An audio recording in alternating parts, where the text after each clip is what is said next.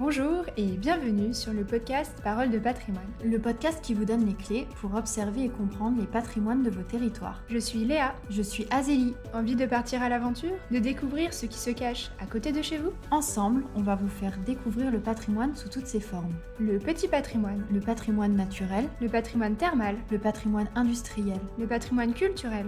Retrouvez-nous 1 à 2 fois par mois sur une thématique qui vient décrypter un des aspects du patrimoine, en format duo ou en format invité. On vous donne nos meilleurs tips et nos recommandations pour vous faire partager l'envie de partir à la découverte des différents patrimoines de vos territoires.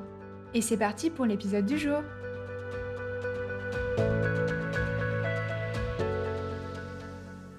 Aujourd'hui, nous allons discuter des différentes visions et définitions que nous pouvons donner au patrimoine.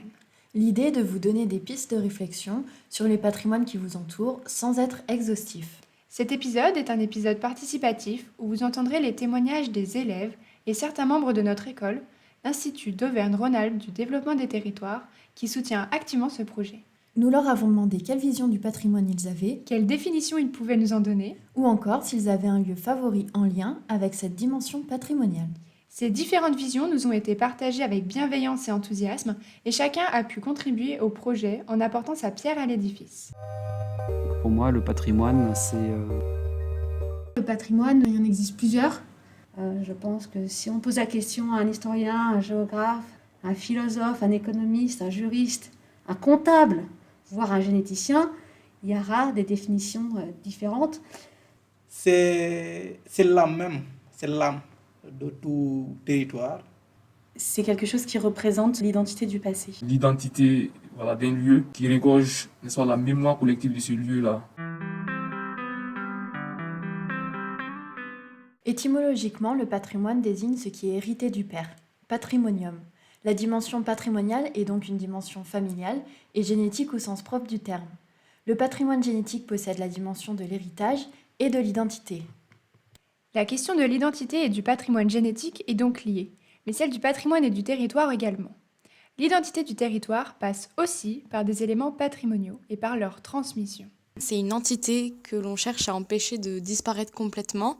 Pour moi, le patrimoine, c'est l'ensemble des biens en fait, matériels et immatériels qu'on a reçus de nos ancêtres ou des générations passées et qu'on juge bon de transmettre aux générations futures. Pour moi, le patrimoine, c'est quelque chose qu'on lègue, qu'on préserve et qu'on doit restituer le mieux préservé possible aux générations futures ou aux personnes qui voudront s'en occuper. L'idée fondamentale qu'il y a, c'est la transmission. Ça conduit à la problématique de la conservation et de la protection. Mais pour transmettre quelque chose, encore faut-il l'avoir conservé. La question de la conservation vient donc vite appuyer celle de la transmission. La conservation implique donc une durée. Si on veut conserver ce patrimoine, c'est justement pour qu'il puisse traverser les époques. le patrimoine pour moi, c'est une forme de transmission. Transmission à travers les époques, à travers les lieux. Et c'est quelque chose d'immatériel qui va pouvoir faire consensus parmi les hommes, à un moment ou à un autre. Et du coup, qui peut avoir des survivances ou disparaître à un moment donné. Le vrai enjeu que doit connaître le patrimoine, c'est non pas sa réhabilitation, non pas la manière dont on doit l'entretenir, mais comment on doit le réintégrer dans un contexte plus moderne. Le patrimoine, c'est pas un objet qu'on va garder, qu'on mettra sur un piédestal pour le mettre en valeur, c'est avant tout un élément pratique qu'on va utiliser et qui va continuer à vivre. La question de la réhabilitation et de la conservation du patrimoine amène à se poser les questions de ses usages passés et futurs et de la légitimité de conserver tel ou tel patrimoine. Dans quel but finalement reconnaître des éléments patrimoniaux? Qu'est-ce qui peut nous amener à être attirés par ces éléments patrimoniaux? Quelque chose qui raconte une histoire, qui vaut la peine aussi d'être raconté. Mais quel patrimoine vaut la peine d'être reconnu? C'est la première chose à quoi je pense, moi, c'est surtout le patrimoine architectural, donc le patrimoine plutôt visuel.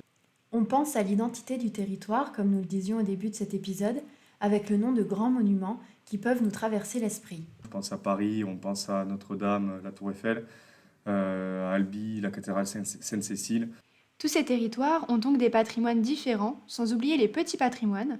Ce qui me vient, c'est le petit patrimoine rural, parce que c'est ce qu'on oublie souvent et c'est assez intéressant et je trouve que ça valorise vraiment bien un territoire. Dans le Cantal, je pense notamment aux burons, aux anciens burons fromagers, au milieu des pâturages qui permettent d'identifier le territoire. Je pense aux petits fours à pain dans les villages. La fontaine dans le village de mes grands-parents, c'est quelque chose qui relie tous les gens du village, qu'ils ont en commun.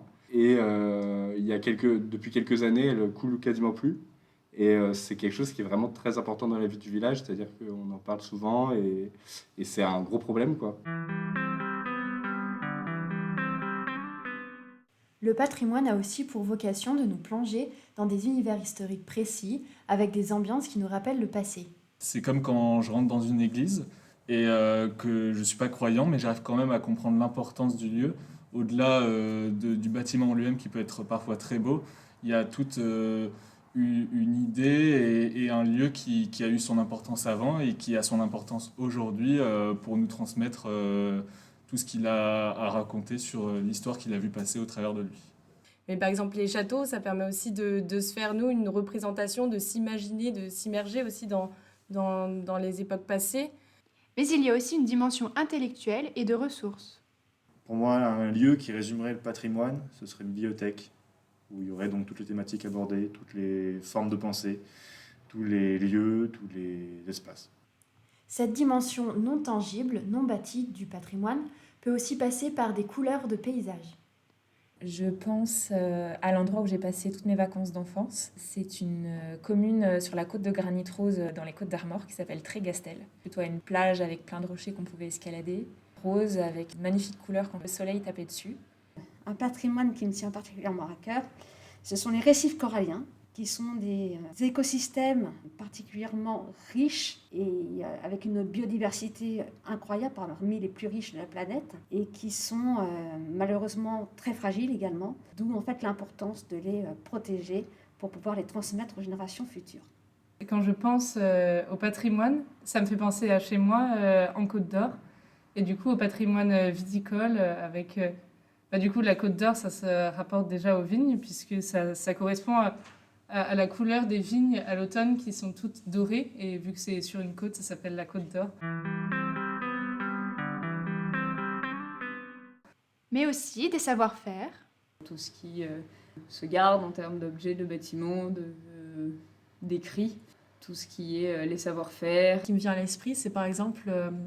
un savoir-faire du Pays Basque sud-ouest. Le savoir-faire de l'espadrille, qui est donc un patrimoine immatériel et qui est important de valoriser et de retransmettre.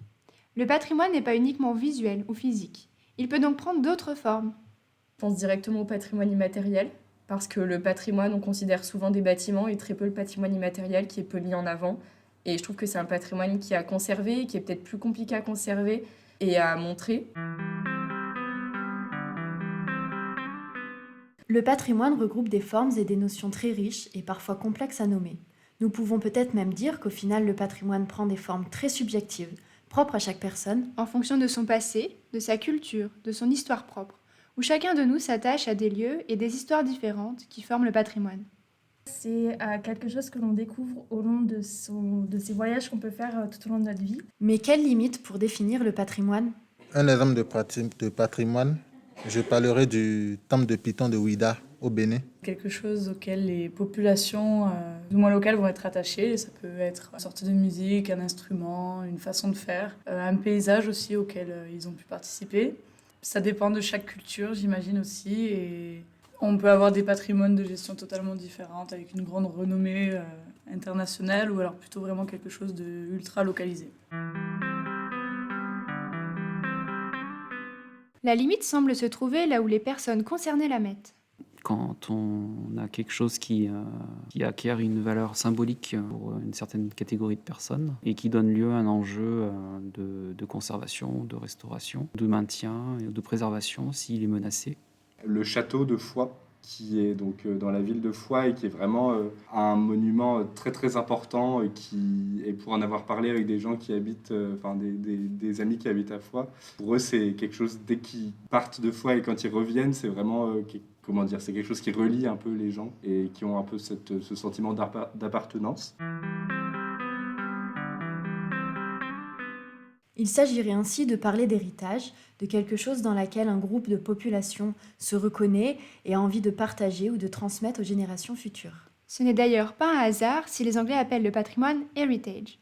Et c'est en ça que le patrimoine acquiert sa valeur. Elle doit être reconnue par un groupe de personnes. Et donc le patrimoine, ça serait élaboré comme justement un exemple de cette transmission et qui quand même réunit des gens de tout milieu socio-professionnel, tout âge, autour d'un commun. Le patrimoine prend donc de multiples formes. Il apparaît sous différentes facettes en fonction de nos attaches et de notre sensibilité, du regard que l'on porte dessus individuellement ou collectivement. En soi, le patrimoine est partout autour de nous, que ce soit physiquement ou non, dans sa forme bâtie ou paysagère, dans les pratiques, les folklores et même la gastronomie. Chacun de nous possède sa propre définition et interprétation de cette vaste notion, à chacun sa manière de se l'approprier. C'est comme cela que l'on pourrait en soi définir le patrimoine, comme une notion mouvante qui s'adapte à chacun, et c'est ce qui fait sa richesse. La définition du patrimoine est celle que nous voulons lui donner, et le meilleur moyen pour la trouver, c'est d'aller explorer vos territoires, de prêter attention à chaque chose qui vous entoure, d'ouvrir votre regard et votre esprit, d'aiguiser votre curiosité en partant à la découverte de votre patrimoine. Et pour conclure cet épisode, nous vous proposons la définition d'André Malraux, ancien ministre de la Culture dans les années 60, qui a dit un jour « Le patrimoine va de la cathédrale à la petite cuillère ». Vous pouvez retrouver les interviews complètes sur notre chaîne YouTube dans les backstage de l'épisode.